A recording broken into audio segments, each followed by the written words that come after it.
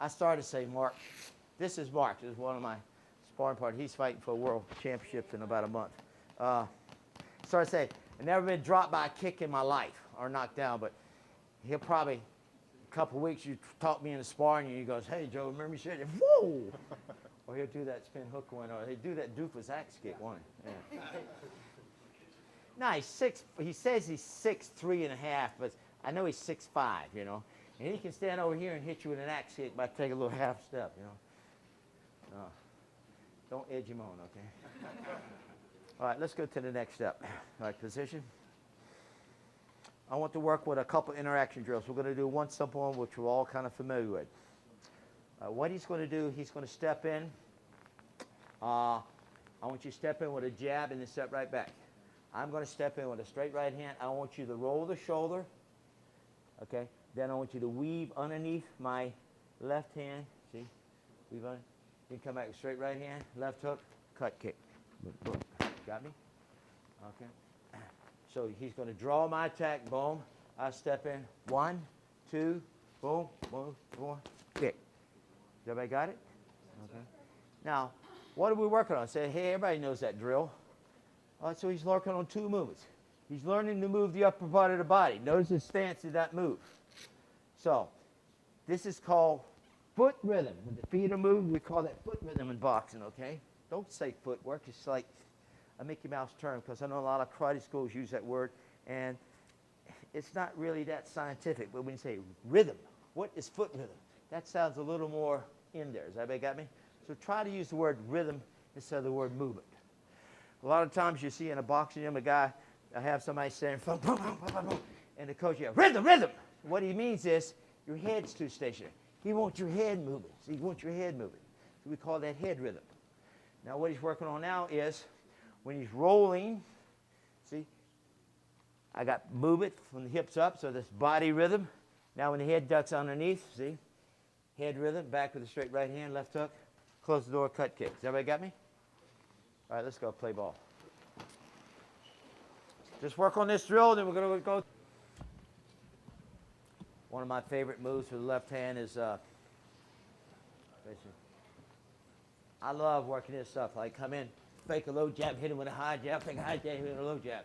All right, double up on it. Fake, boom, then come back low. Fake high, fake low, then come back high. Now what's he looking for, folks? Left hand. Then you slide a little side kick right underneath there.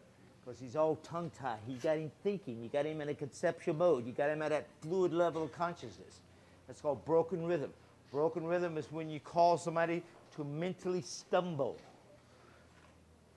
All thoughts, all picture images that go through your mind are past tense. It's already happened. So anytime you're in your head, anytime you're in a thinking mode, anytime you're in an analytical mode, folks, you're not in sync with your opponent. You're not what we call focused. You got to learn to silence the mind and just feel your way through the fight. That is the ultimate. Okay? Because actually, the sense of touch is a lot faster than the mind can think. All right, let's try something. We're going to go.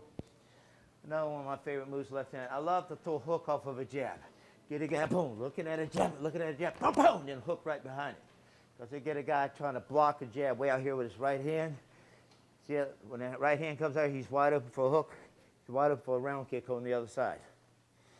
So what we're going to do is we're going to go jab, hook, left uppercut. 3 punches in a row. Let's go through that process we did a while ago. Everybody face me, please. Face me. Now as you jab, hook, I want you to step in on the jab. See, you can pivot on the hook, boom, uppercut in a stationary position. But step in on the jab, watch it. Step in on the jab, hook, okay, boom, uppercut. I tried a couple of times so you get the feel of it. 3 punches, left hand. Straight line, 2 curved lines.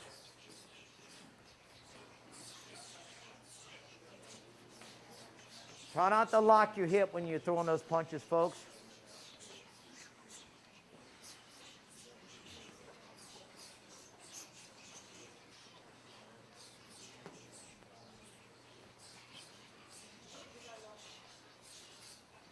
Now watch it with your punching, folks. Watch this, please.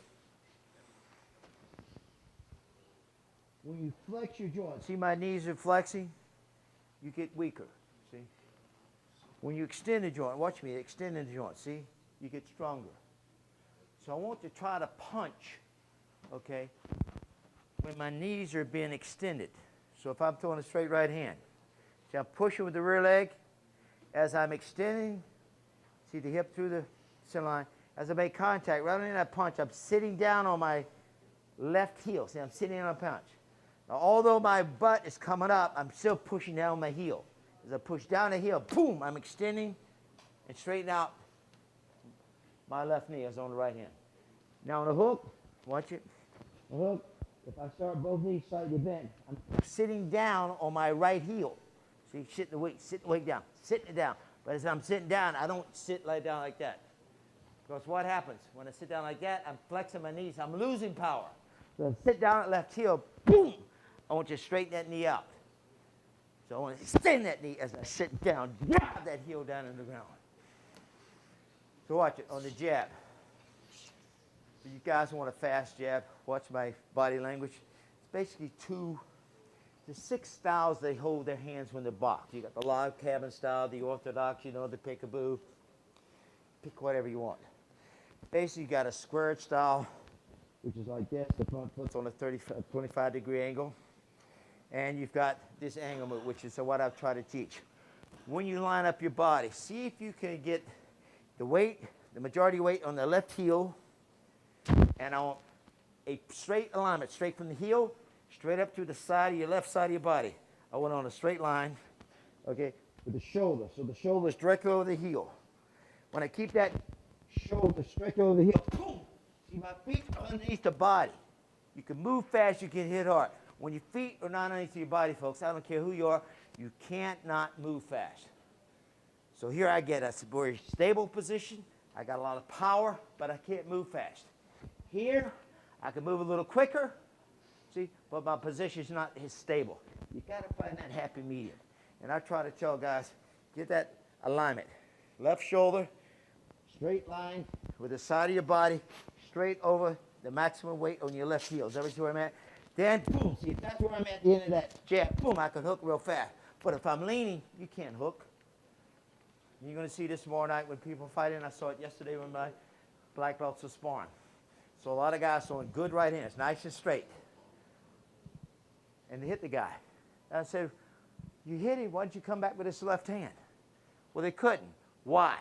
Look where my shoulders are. They're beyond my left heel. Does everybody see it? See? When you take your shoulders beyond the left heel, you're off balance.